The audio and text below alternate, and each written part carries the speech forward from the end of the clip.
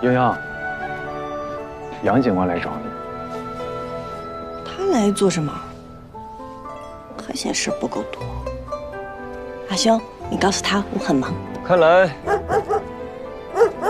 是真的很忙啊。怎么聊？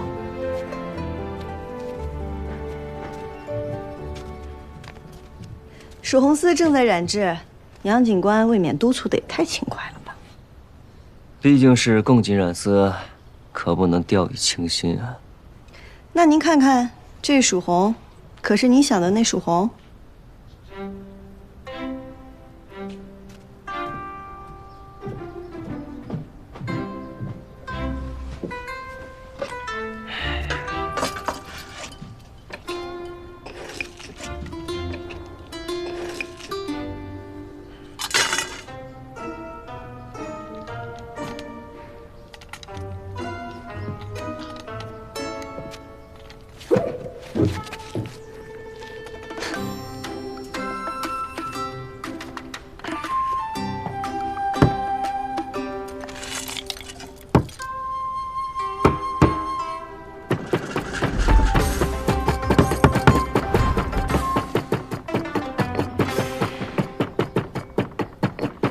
我去拜访过于掌柜了，村子里的事我都知道了。哦，白胜我也查过了。哦，哦，他可是个精明的商人，来历不明，不知所图。这我知道。但是这益州城一大半的商人，哪个没点城府，没有危险呢？起码他不怕牛家，也不怕赵家。若有必要，与其选择盘根错节者，不如把这个新入局的拉到自己这边。既已无路，何妨一搏？是这么个理。季莹莹，我不是想阻你行事，我只是想告诉你，那样一个不知底细的地方，这样一个来路不明的人，你就不能喊上你的盟友，陪你一起，这很难吗？当初是谁口口声声的啊，叫我给他托底的？你凶什么？之前赵修元也说过会一辈子站在我这边，可是结果呢？我与他青梅竹马，尚且如此。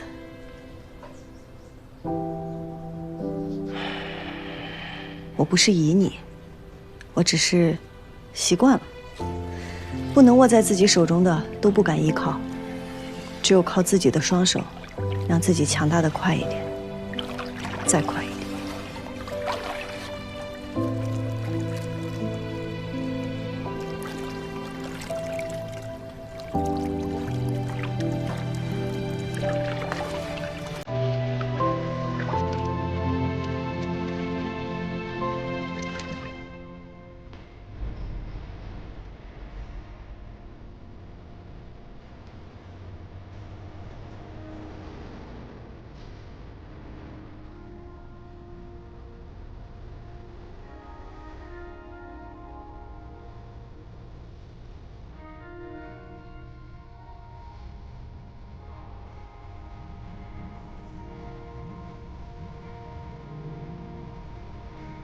我不是他，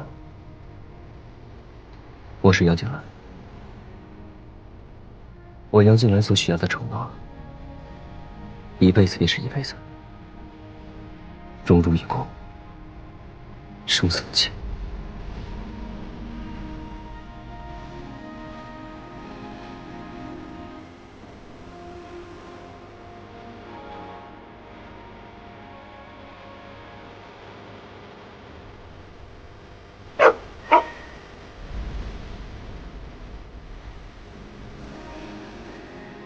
知道了。没有杨三郎这样的盟友，是我之幸。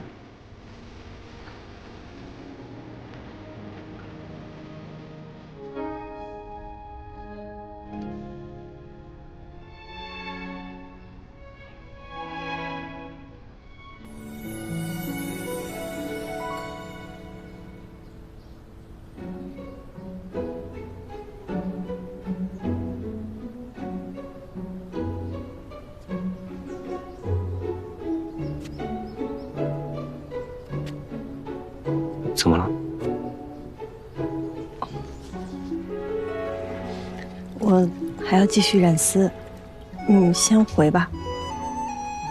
阿兄，哎，来了。阿兄送杨警官。杨警官，这边请。这回事儿。嗯。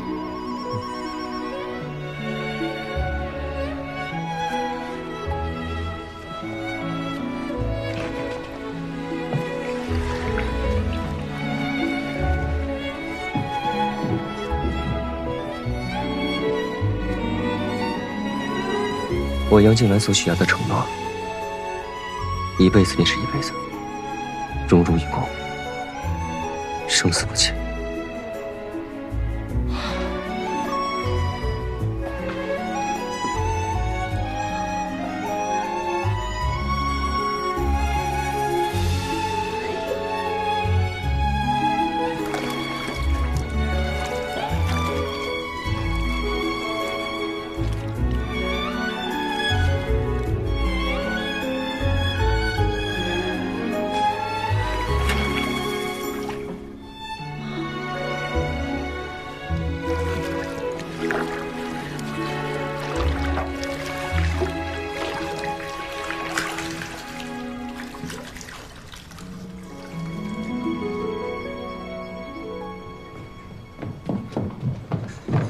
阿兄，我想到一个锦上添花的好法子。什么好法子？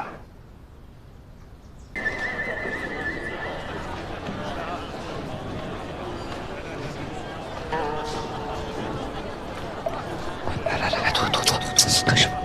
干什么？哎呦喂，这不是大名鼎鼎的杨警官来了吗？欢迎！嗨，来，里边请。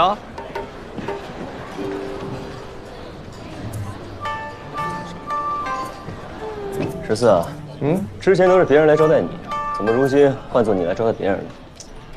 哎呦喂，你阿爷被罢免了。你能不能别老惦记我阿爷？他现在一提起你就头疼。我现在是飞花会的名誉会长，那飞花会有事我肯定帮忙。再说，以爷的能力招待客人，那不绰绰有余吗？啊，我想起来了，英英说了，你是警官，你不能拍，所以没给你留包间。那你的意思是，要我们走？白郎君这边请。他有包间吗？他有。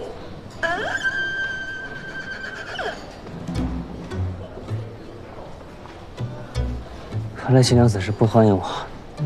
季娘子亲自相迎，白某愧不敢当啊。你有钱，当得起。杨警官，这边请。我要包间。杨警官、诸葛郎君，快请坐，这是我们自己人的位置。你再说一遍。做还是不做？坐。自己人。白郎君这边。自己人。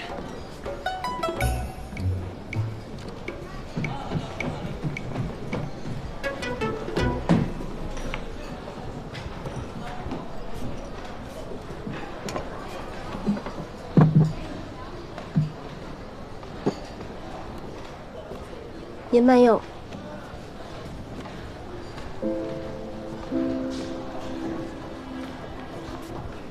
玉掌柜。你，杨夫人。怎么了？我是开酒楼的，他是来赴宴的，都是来赚钱的，有什么不妥吗？在。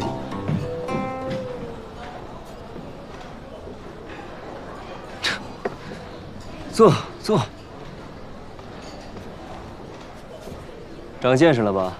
我们属地的女子，脾气各有不同，一个不小心惹她生气，那可就不好哄了。季娘子，生一些。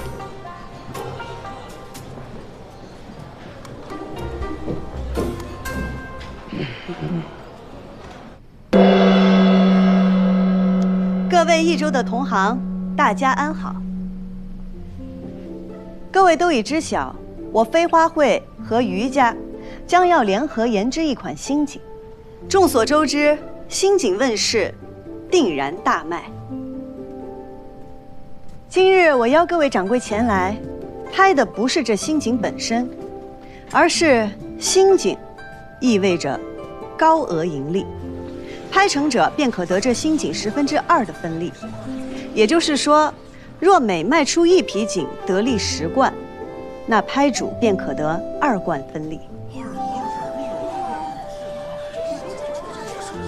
新锦未成，因此今日我向大家展现的是这锦的纹样，大家请看。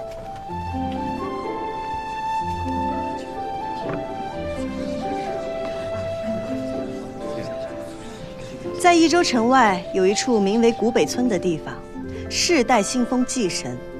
这麦穗纹锦是村中的信仰，禾穗是祭神的恩赐，让众生有粮可饱；蚕丝是雷祖的造福，让众生有衣御寒。而这锦上流动的波纹，是光，是水，是风，是上天与我们的恩赐。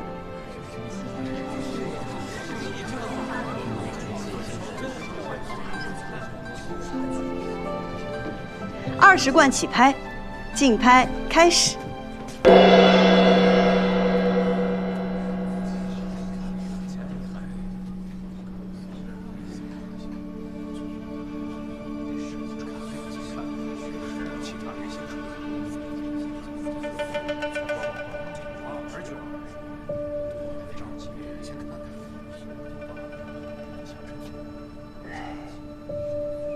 怎么无人竞拍啊？他们大概是在担心研制不出来吧。诸葛郎君，我们飞花会是绝对不会骗人的。我不是那个意思。那些钱对于这些人来说不过是9牛1毛，他们不是不信，只是没人想当着第一个出头的。你不会要拍吧？这警官要是拍了假，谁还敢出价？我没钱，捧个人场。哎，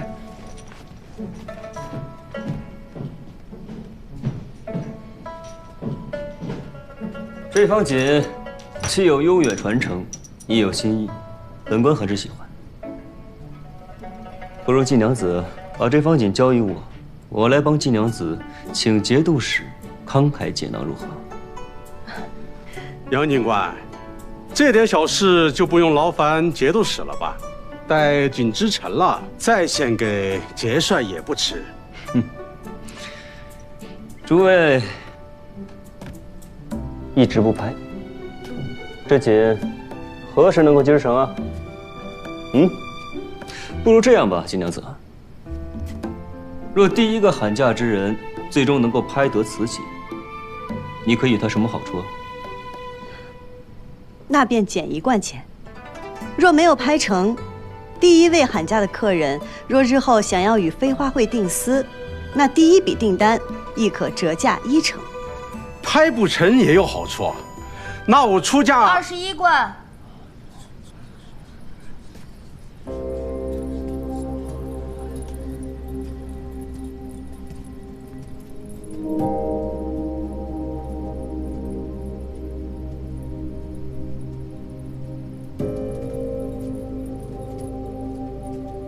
21贯，诸位可有再加价的吗？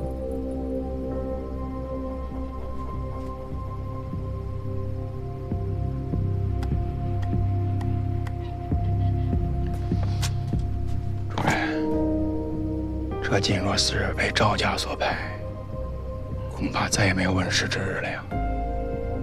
再等等吧。季娘子，价高者得，该落锤了。60贯。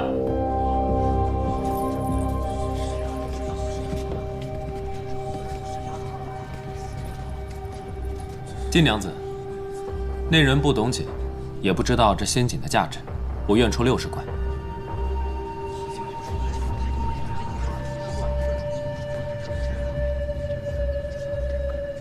开自家夫人的台，帮别的女子抬价，夫君做事当真别具一格呀。不如夫人。赵家主，赵二夫人，我记得今日没有给二位送过拍卖会的请柬啊。我们慕名而来，怎么？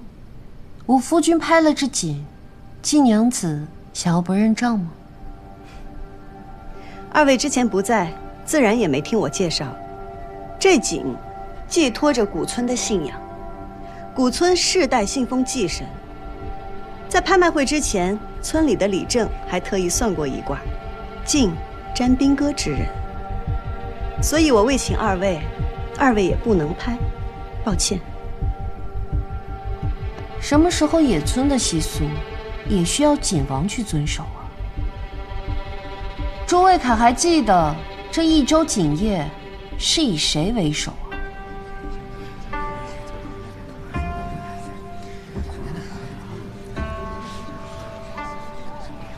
此事我已向景官府呈报。本官总知道锦王与锦王夫人守一守这规矩。实在是天意难违，王法难违，不愿将这锦交给二位。好，那我倒要看一看，这天意王法想要这锦落入谁的手中。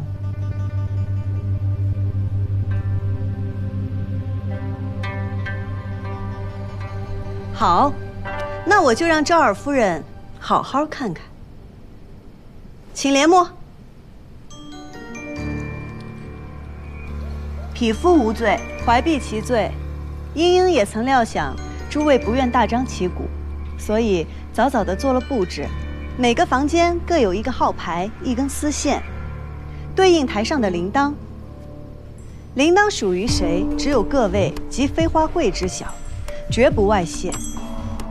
诸位若想竞价，牵动手中丝线，铃铛一响，则表示加价无冠。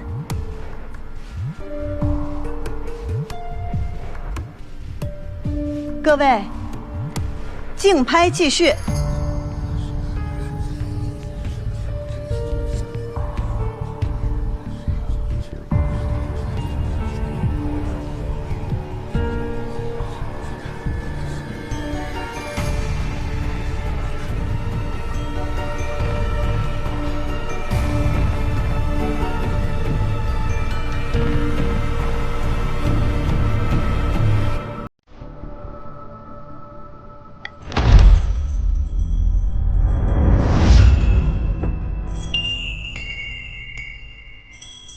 弟子1号25贯，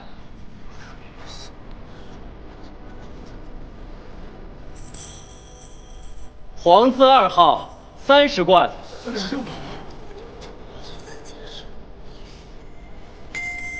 天子1号35贯，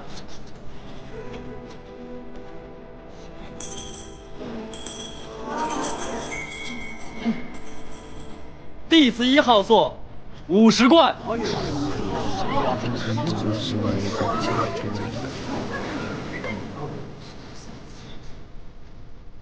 这50贯可不是一笔小数目，季娘子可还满意了？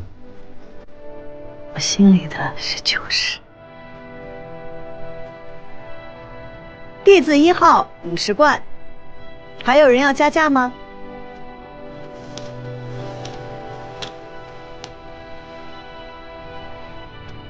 杨家愿出70贯。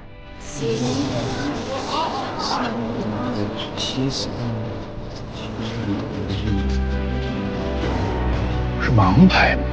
杨家这是何意啊？哎呀，不愧是杨家长氏夫人呐！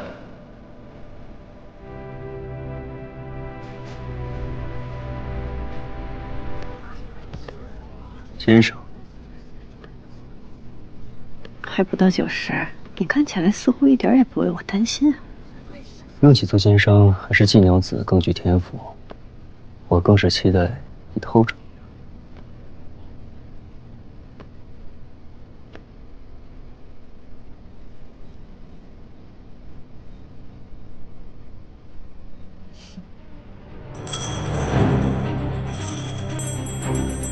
弟子1号80贯。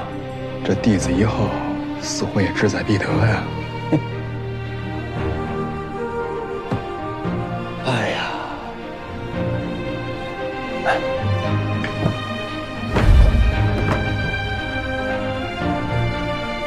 白某愿出90贯。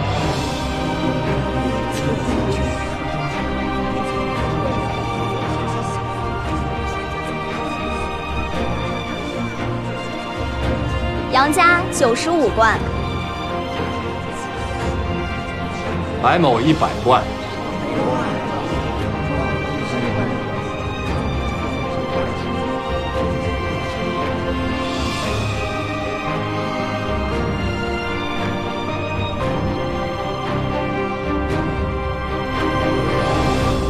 100贯依次。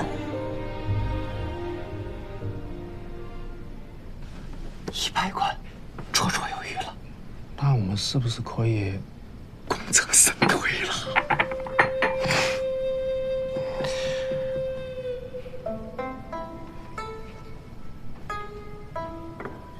？100贯2次。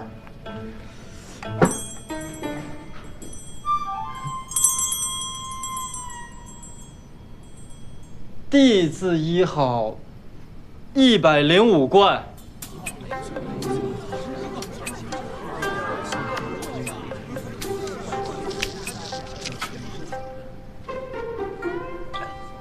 多亏爷这好点子吧，但是你们都不懂人心。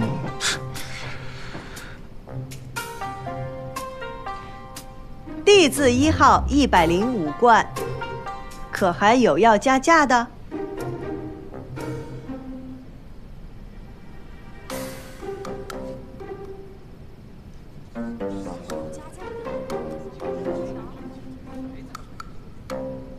？105贯依次。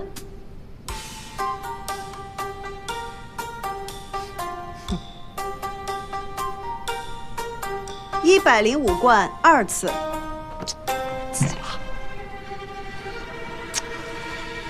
不应该呀！爷叱咤赌场这么多年，分明看出白胜那小子势在必得。这个事情要搞砸了，英英会杀了我们的。你的。白郎君，还要加价吗？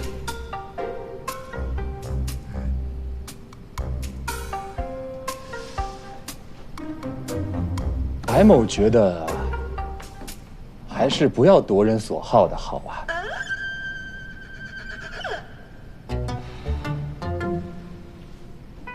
季娘子，您请吧。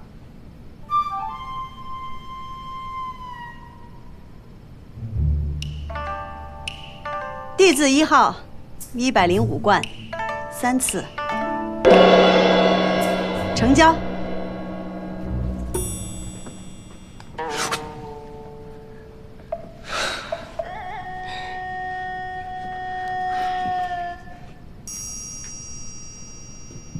13、14吧。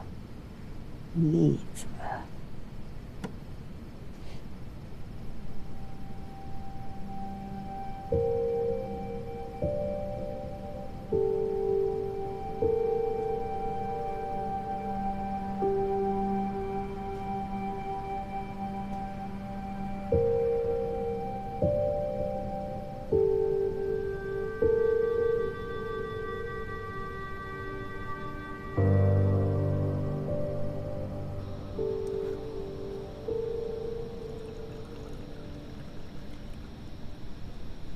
其实季娘子不用这么客气，白某只是替季娘子叫了2口价而已。弟子1号。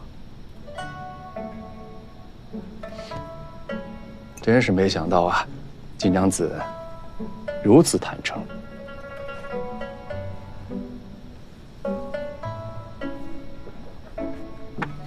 白郎君早已看穿，我又何必隐瞒？说来这何遂刘波锦与白郎君还有几分缘分，不知白郎君可愿意出资？白某倒是觉得这杨家出价不菲呀，季娘子为何要选择白某啊？杨家规矩太多了，花本未成，这磨合起来太费劲了。如果白某没有猜错的话，杨家之所以会拒绝锦娘子，是因为明面上没有拍成，但最终却得到了锦，就会背上一个暗中抢夺匿名买家拍品的名声。这个名声可真是不好听啊！不过，白某的名声，在锦娘子眼里也是不值一提的。白郎君哪里的话？白某还好奇，你是为何如此笃定我会答应你的呢？白郎君向来清楚地知道自己想要什么，既然早料到我要说什么，若无兴致，又为何会来？好，钱我可以给，但是白某有白某的规矩。白郎君请讲。第一，3个月之内必见新锦。好。第二，锦样是怎么想的，怎么编织的，白某都得知道。第三，白某要去余家锦房监工。余家锦房不是季家，不是飞花会，我做不了主，这还须得向余掌柜。可以。余掌柜。余掌柜。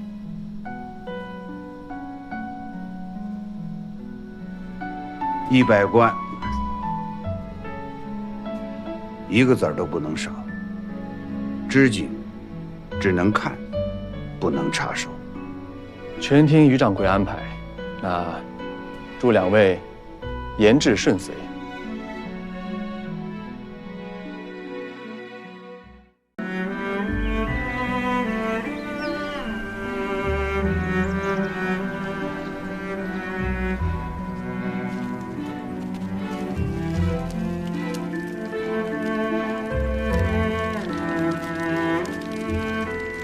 跟谁夜貌？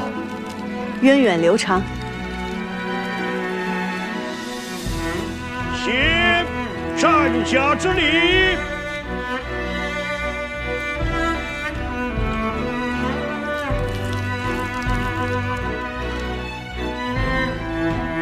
开锦房。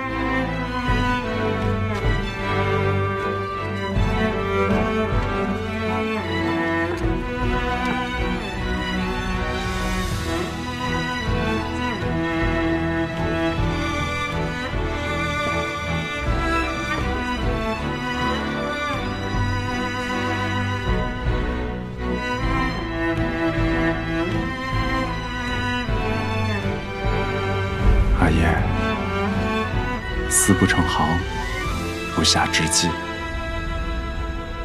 婷儿回来了。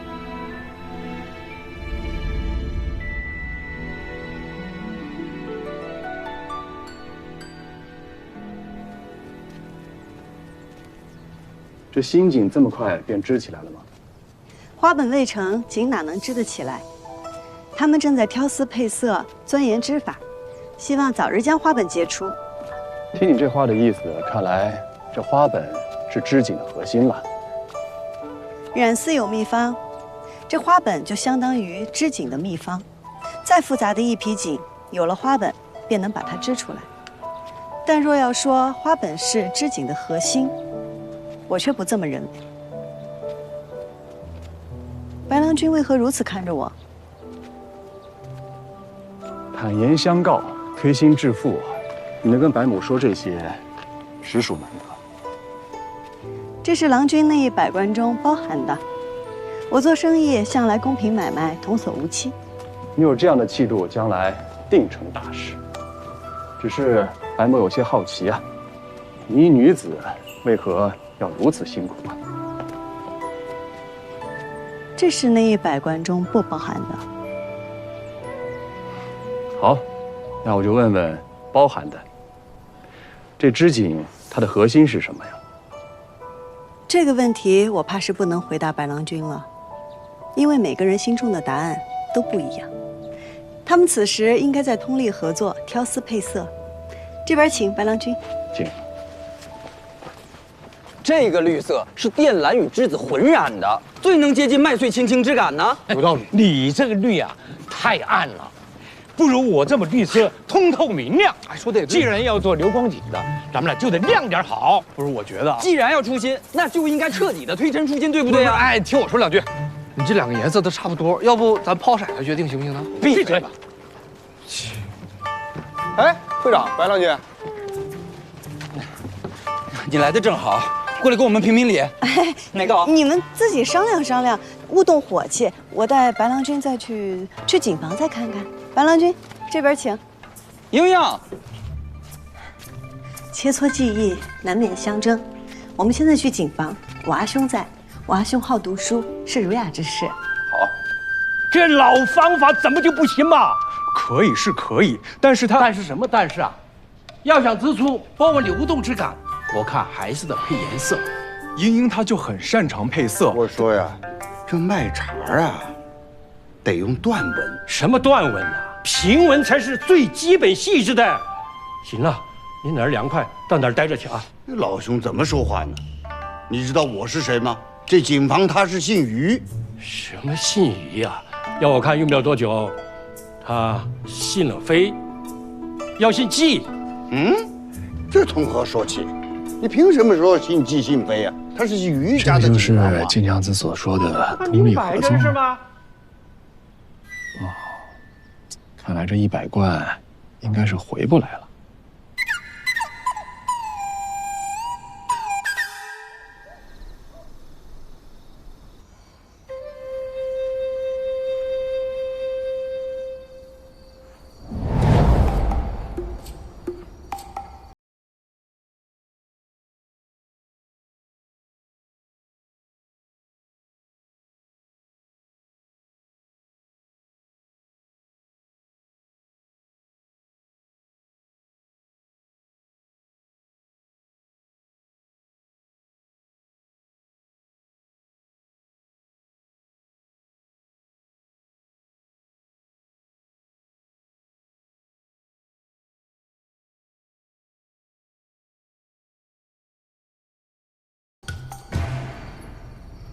既然大家都还不饿，那我们玩个游戏吧。好啊，什么游戏啊？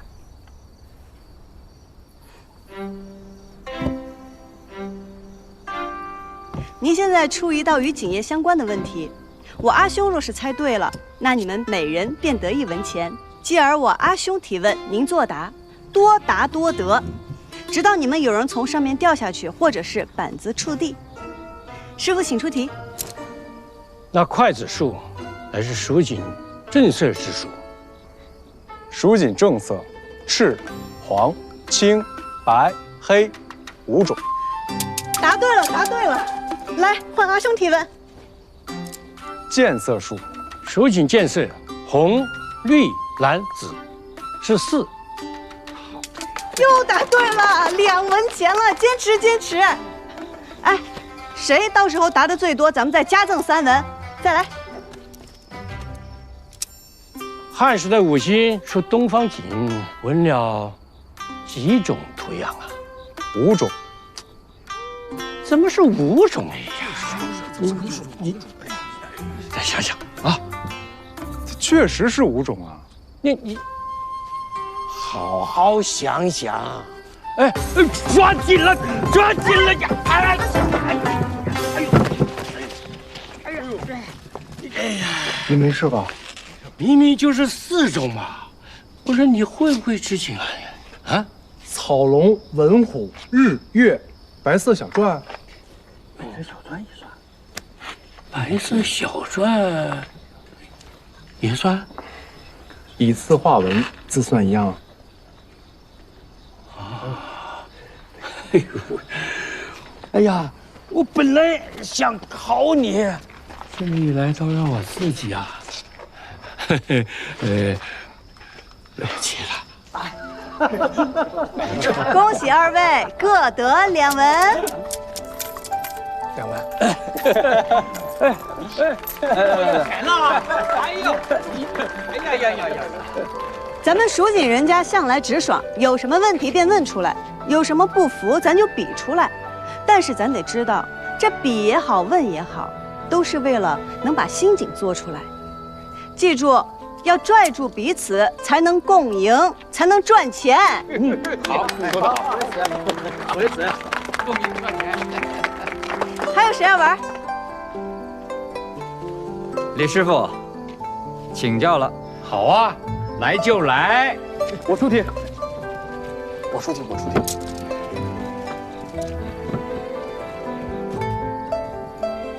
切磋技艺，深入了解，拉近距离。金娘子不愧是金娘子啊，一举三得，确实是个好办法。啊，对了，白日里有一道题说，蜀锦业最重要的是什么？我想，你心中的答案应该是团结一心，是吗？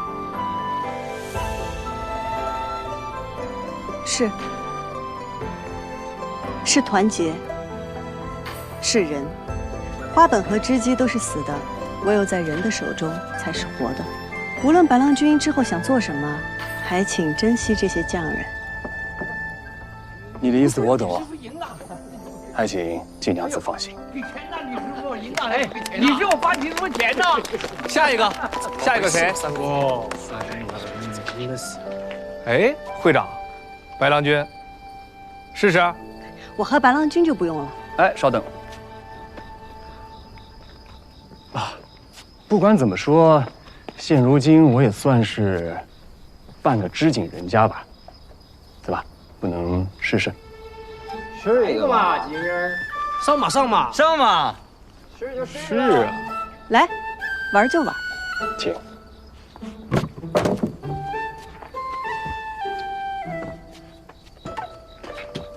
小心。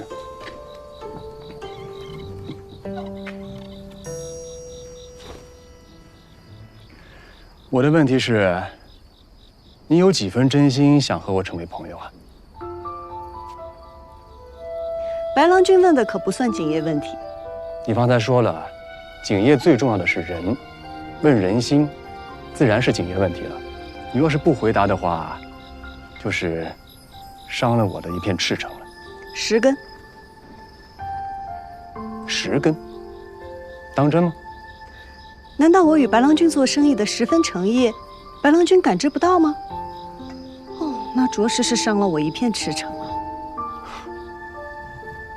好，这一局算我输。不过，希望你给我个机会。你先问。好。我想问白郎君，要在益州待几日啊？这也算是锦业问题吗？锦业最重要的是人，白郎君人中翘楚，那自然更算是锦业问题。说得好，那这个问题，看来我得好好想想了。金娘子，抓好绳子，稳住了。哎！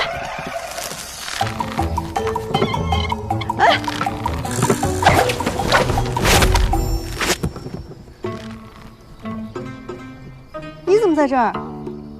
本官与民同乐。我跟季娘子这一局还没有结束呢。杨警官若是想参与的话，是不是应该稍等片刻呀？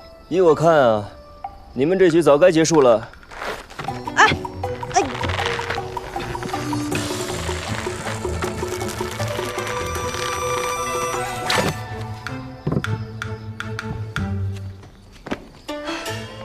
两位郎君，我季莺莺是个人，不是你们随意争抢的货物，不是你们谁想让我往哪边走我就往哪边走。如果你们这么喜欢这个游戏，你们自己玩吧。是白某无礼了。抱歉啊。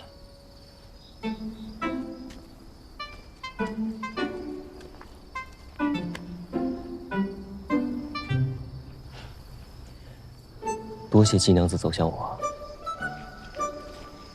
杨静兰，你手里的丝线是我染制的朱颜驼吧？哦，朱颜驼，请示嫂破。你知不知道染制这一缕丝线有多辛苦？都是嘛，染了好几天，好辛苦啊！这样，照价赔偿。照价赔偿？那不行。2倍。2倍够吗？不够，2倍哪够哦？3倍不能再多了啊！3倍。为情所困者，难成大事。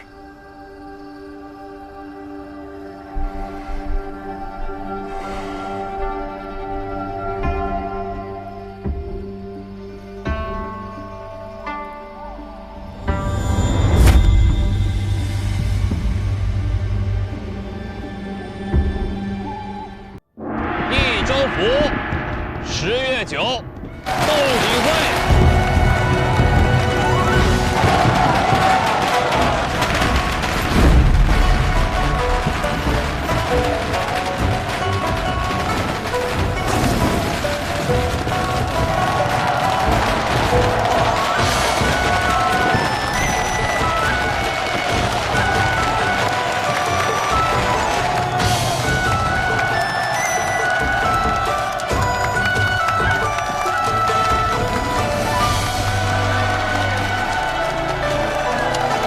蜀锦兴于春秋，而盛于汉唐，因产于蜀地而得名。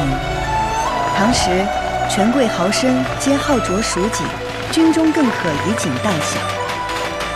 蜀锦一时价格飞涨，寸锦寸金。我阿耶是益州城最惊艳才绝的锦王，因为他染出了蜀地最美的红。他钻研各种染料，研磨搭配。每一步都要轻微。他说，将熟丝在浣花溪里换洗，才能染出鲜亮的颜色。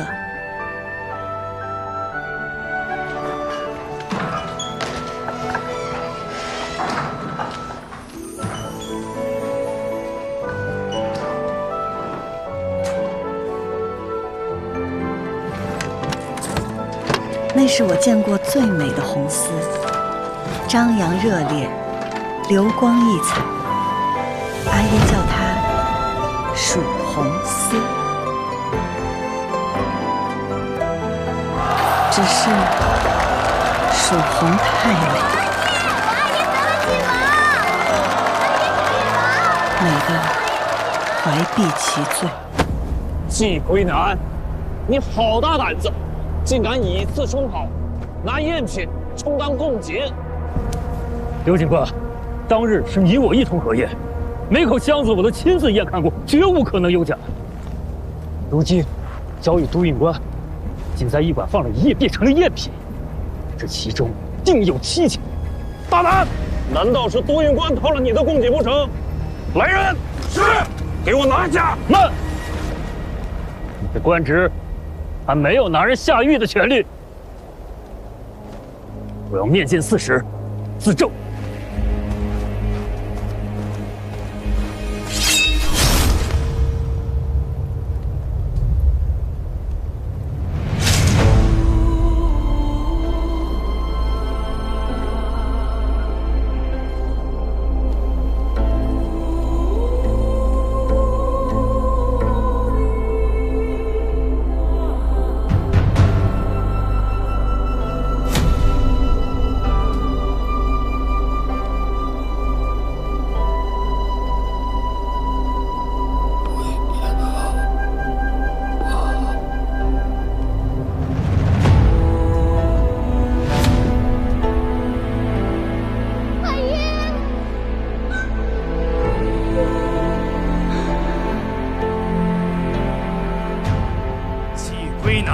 以次充好，欺君犯上，负隅顽抗，就地正法。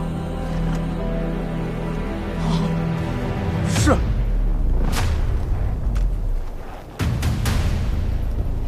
季归南，以次充好，欺君犯上，负隅顽抗，已被都运官就地正法。将季家所有的财物一律充公，给我搜！是。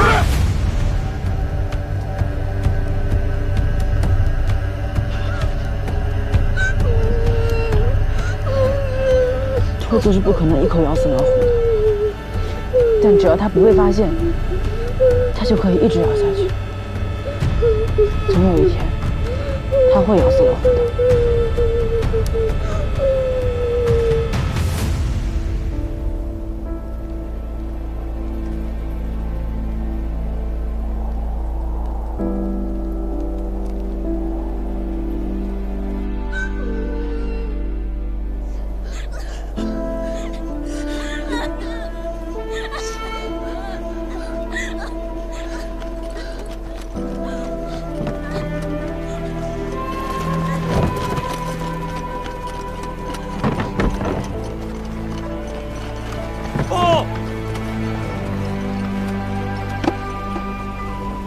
蜀红锦衣一件，应该是宫中赏赐。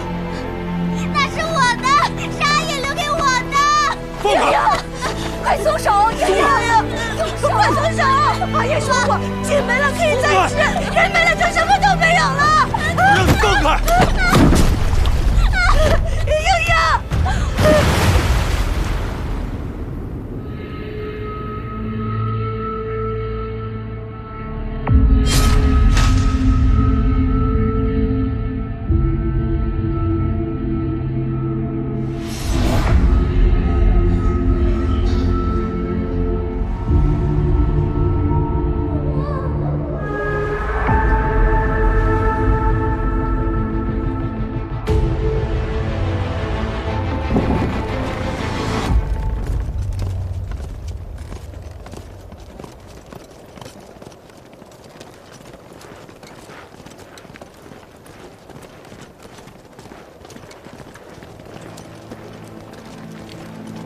你不能去！哎，秀媛，你不能去！阿姨，求你救救季家！哎呀，孩子家里你懂什么呀？求你了！俺也回家，俺也回家。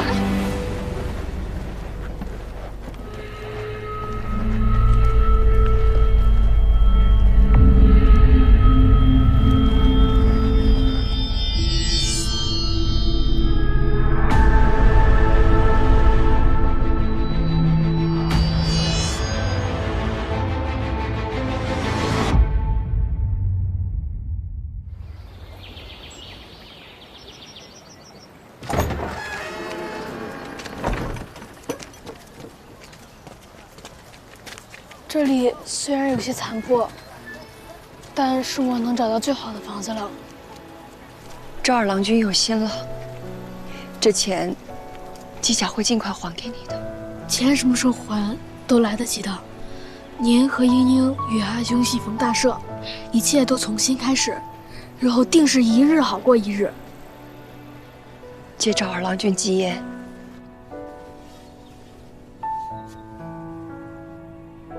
夫君，我们回家了。阿爷，你就放心吧，我和阿兄会听俺娘的话的。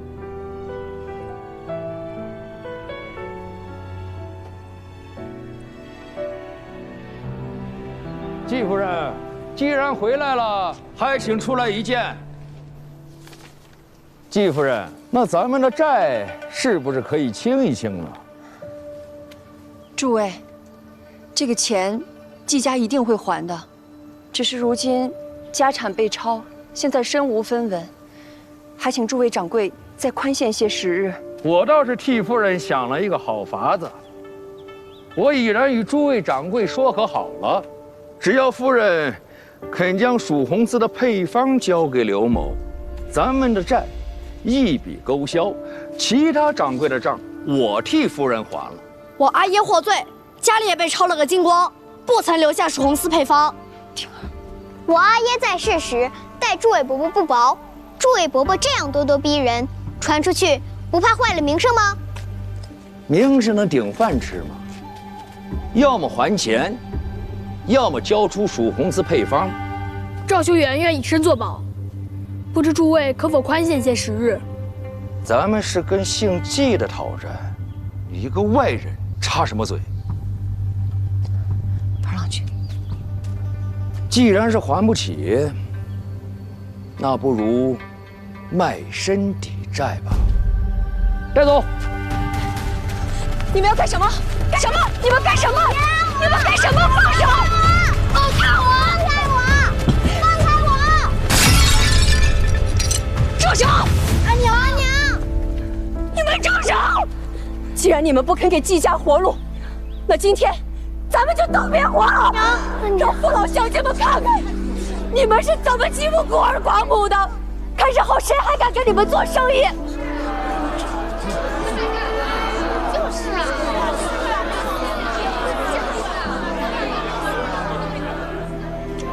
好，今天我就退一步。这笔钱，就算是咱们借给你们的，利息就算5分。从今年开始，每年都得还利。若是晚了一天，哼，别怪我们告上官府，让你们季家以身抵债。走。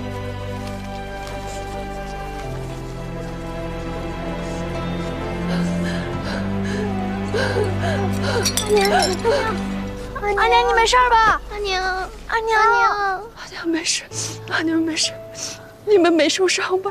没有，没有，阿娘没有，那就好，没事就好，没事就好。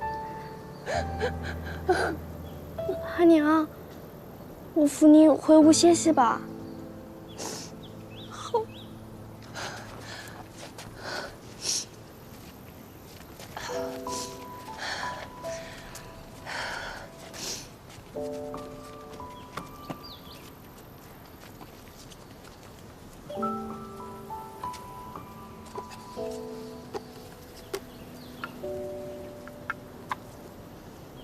料峭寒雪尽，娥皇时迎春。莺莺，愿你尽遣霉运，从新开始。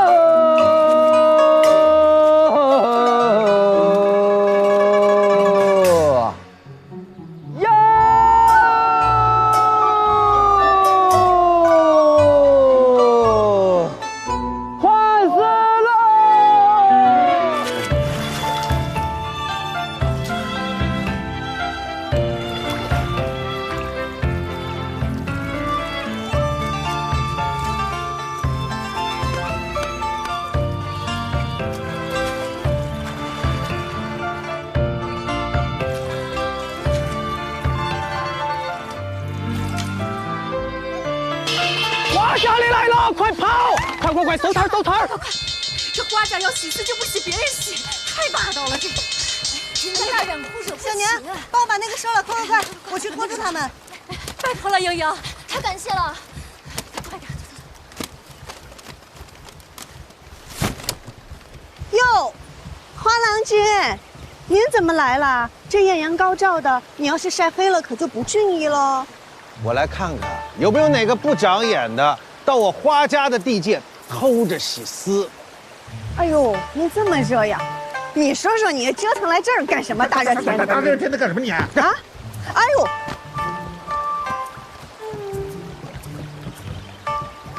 今日我季家交货，花郎君怎么不去看看呀？看什么看啊？这生意上的事儿，都由我英明非凡的夫人都会处理妥当的。也是哈，你们家都是夫人说了算。哎，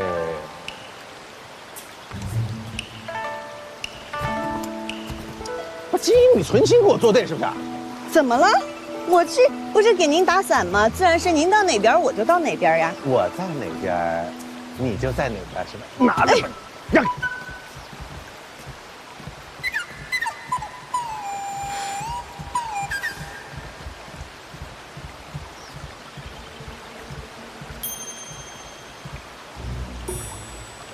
算你们这帮小兔崽子跑得快！要是以后谁还白天到这儿来偷着洗丝，我打断他的狗腿！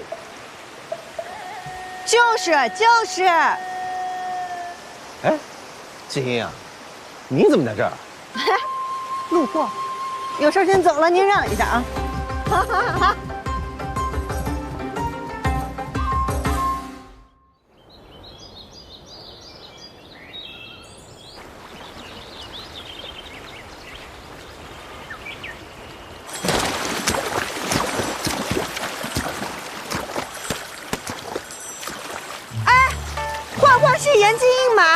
良驹配美人，春色正好，可有小娘子愿与爷同乘呢？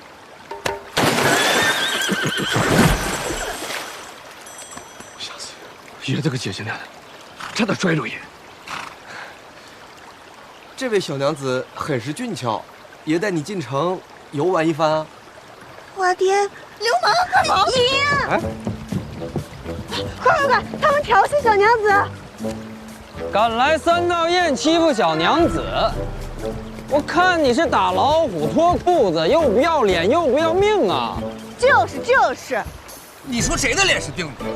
你知不知道爷是谁呀？怎么跟爷说话的？爷告诉你，打你就打你，我打你之前还查一下你家家谱啊！打他！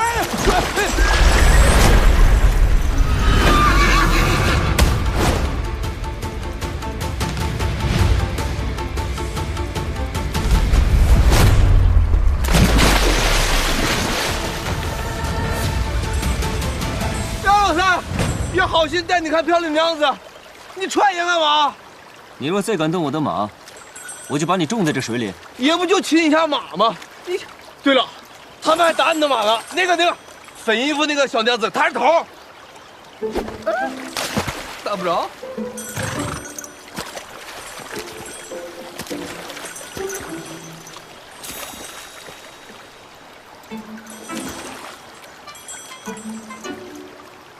是你呢？多谢郎君为我实话。我若没来得及时，他祸便就死在这儿了。对，是他调戏小娘子在前，我若没及时拦住，他祸便入牢狱了。这么说，他确实该打。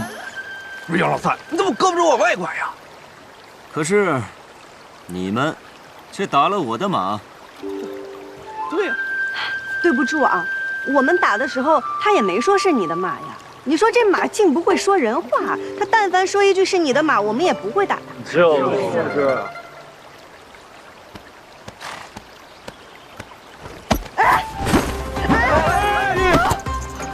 你干什么？小娘子伶牙俐齿，倒好好教教我这马儿怎么说人话。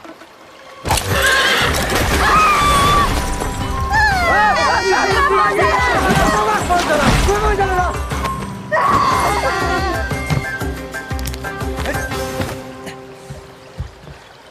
我不会教马说人话，但是我会教人说人话。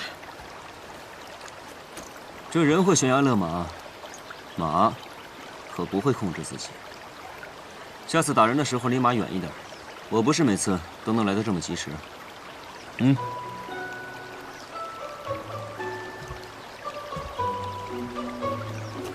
下次，那要看马上的人做不做人事了。就是。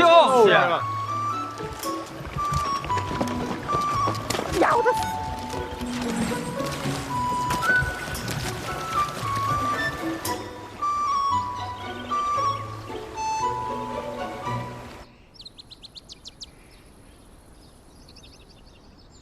生我所欲也，义亦我所欲也，二者不可得兼，舍生而取义者也。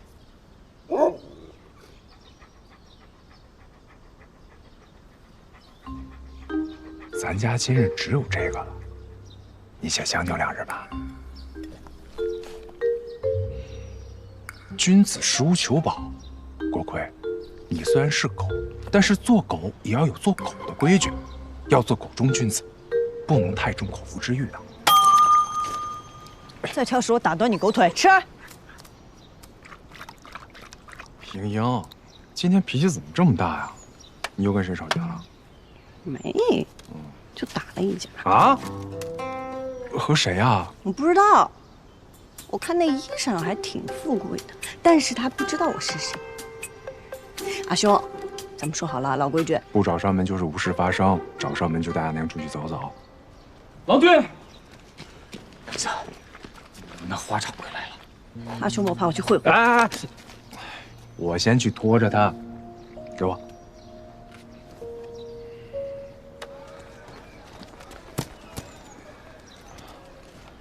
花掌柜，你上次订的丝都在这儿了，点个数吧。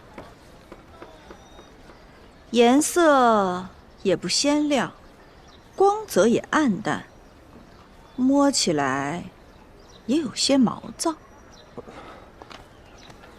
华掌柜，你再仔细瞧瞧，这可是剑南道最好的桑蚕丝，铅度均匀，光泽柔和，颜色要比市面上鲜亮许多啊！季大郎君，我与你说实话吧，如今营生不景气，益州城几个织锦大户又一直在压价，再这么下去，怕是我都没有钱收你们的丝了。人无信不立，我们既然立了契，就该按规矩办事。这是你季郎君的规矩，我的规矩，若要卖，就按5折算，不卖就算了。这单我按原价赔给你们，但日后你们季家就别来我这儿分订单了。华掌柜，家中情况你也知道，每年还要还你利息，我阿娘又病着，这吃药也是一笔不小的开销啊。要不这样吧，如你家急需用钱，我借你20贯。我们本就欠着你的债，若是再借，这何年何月才能还得上啊？阿兄，花掌柜与你开玩笑呢，他不会再借钱给我们了。花掌柜，为何不会？阿兄细想，咱家本就欠着花家50贯，若再借20贯，即便只算3分利，这利滚利的比咱家1年的利润都多。这要是还不上，我们全家都得卖身花家为奴。但是花掌柜宅心仁厚，人美心善，他定不会让咱们卖身的，自然就不会借钱给咱啦，对不对，花掌柜？那好，既然季家不缺钱，这单就按4折算吧。花掌柜，好啊，那就请花掌柜重新拟定订单，里面请。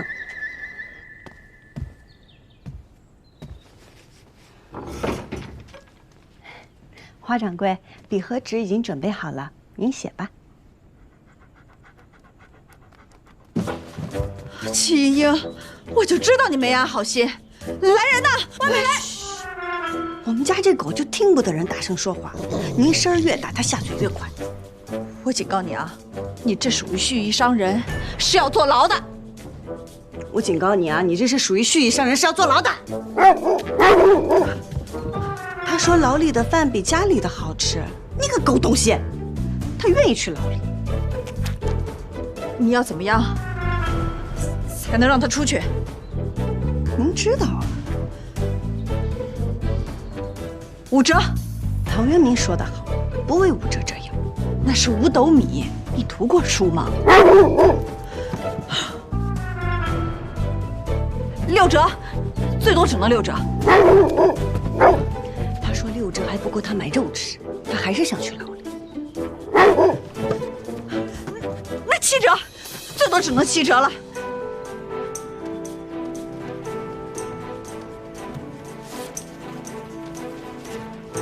怎么说嘛？成交，劳您画押。哎呀，承蒙惠顾，锅盔送客。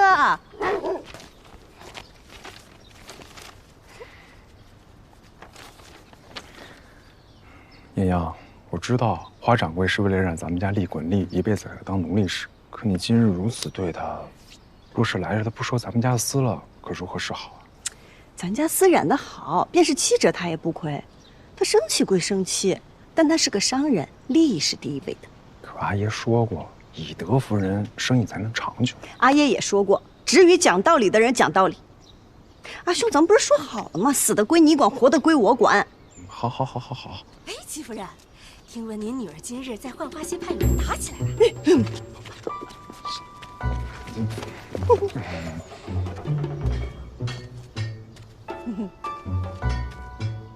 婷儿，去把我的竹棍拿过来。阿娘，快去！自求多福。季妍妍，给我站住！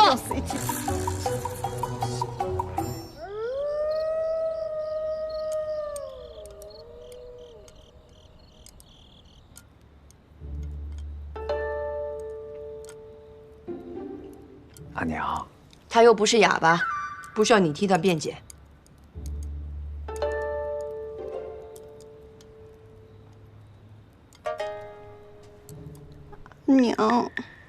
真的错了，要不你打我一顿？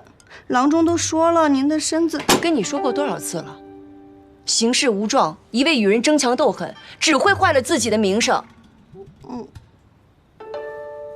你说说你，哪有一点大家闺秀的样子？季莺莺，阿娘，我饿了，我肚子都叫了，我饿死了。我也知道错了，你就饶了我吧。行了行了，赶紧坐那儿吃吧。我就知道阿娘最疼我了。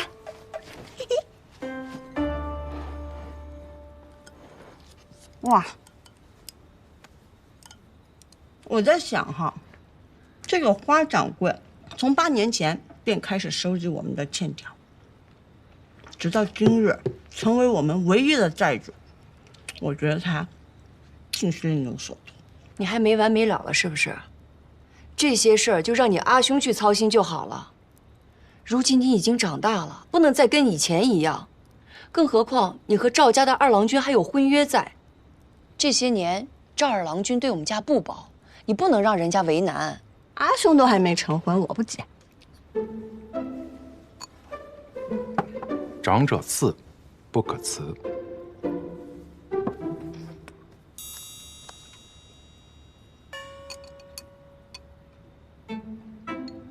婷儿，不还清债务，重振我季家门楣，我绝不成家。有志气，有拙劲，不可辞。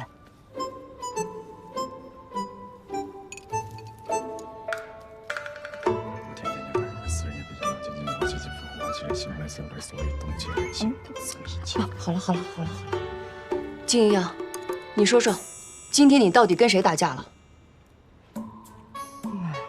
阿娘，其实我今天真的没有打架，其实是因为我们浣花染坊和韵霞染坊，还有别的好多家染坊吧，有一些那个，就是，哎呀，这个我也跟你说不清楚。哎呦，乖乖还没吃饭呢，我得给他送点饭吃。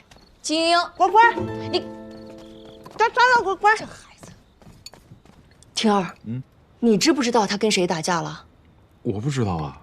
那明天赶紧去打听打听啊。然后好生去人家给人赔个不是。阿娘，莹莹虽不娴静，可也从不会主动惹事。我看这件事还是对错又有何相干？他不明白，难道你还不明白吗？明白。天理昭昭，我早就不奢求了，我只盼着你们兄妹俩能够一生平安顺遂。知道了，阿娘，别气了。吃饭吧，我明天就去。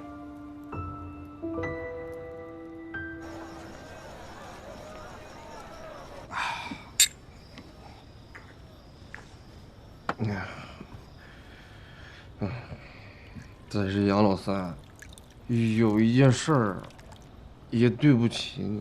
你说你好不容易给爷交代个任务，让爷照看你的师傅，还让爷照看没了。这益州城就废警官，连着死了3个了。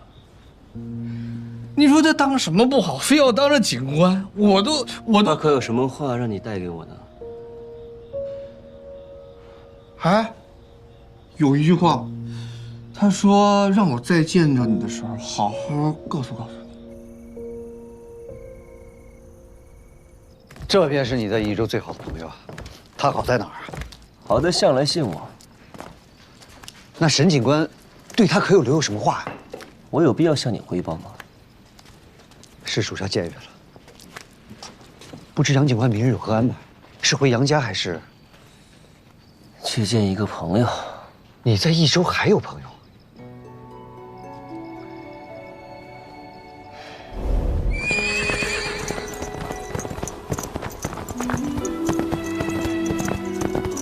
送信的人只是说官兵围住了你家，或许有什么误会。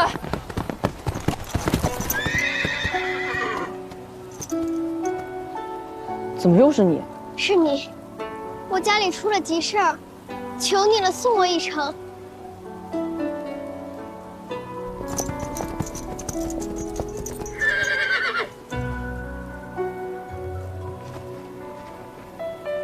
若是我家能逃过此劫，我定去交你这个朋友。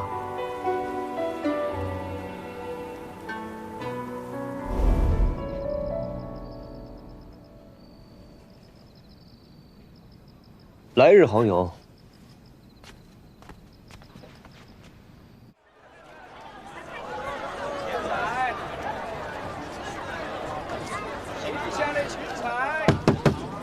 叫金义出来！金义出来！娘子，金义，我知道你在家。娘子，这可怎么办呀？难怪昨日夫人差我去问你与谁打的架，谁也不晓得。原来不是三道堰的，是益州府的国舅。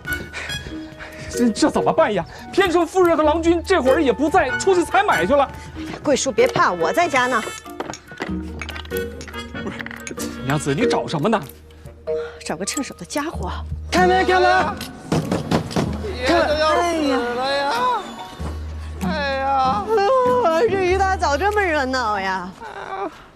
哟，哎呀，原来是国舅爷大驾光临啊！哼，这都害怕了吧？我告诉你，你乖乖跪下给爷磕头认错，也就大人不计小人过，放你一马。哎呀，感谢您，大人不计小人过，大人有大量。可是我这前看右看，左看下看的，也没看到您的伤口啊。你看我这腿、这头、这胳膊、这全都折了。哎，娘子，我爷用力了吗？不知道啊。哎，桂叔，我出血了，破了！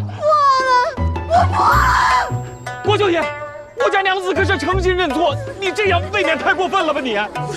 你少诬陷人，他分明是自己磕的。我一个未出嫁的小娘子，我如此爱惜自己的容颜，我怎么可能自己毁自己？你少血口喷人！我告诉你，国舅爷没事啊。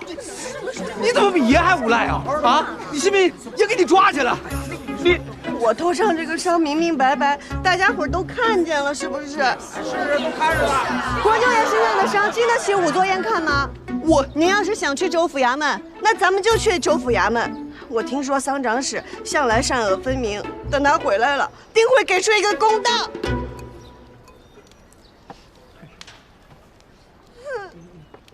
我看看啊，果然是他。这就是你说的朋友，蜀红解盲之女季莺莺。你是真认识，还是为了暗猜？不管你是为了什么，这种情况下，你不打算帮个忙吗？用不着帮他。你看，那伤是假的，不过反应演得挺真的。你别忘了，你身上还有寻找蜀红寺的黄命。就是这个味道，我之前做过，怎么着都没做出来。你尝尝。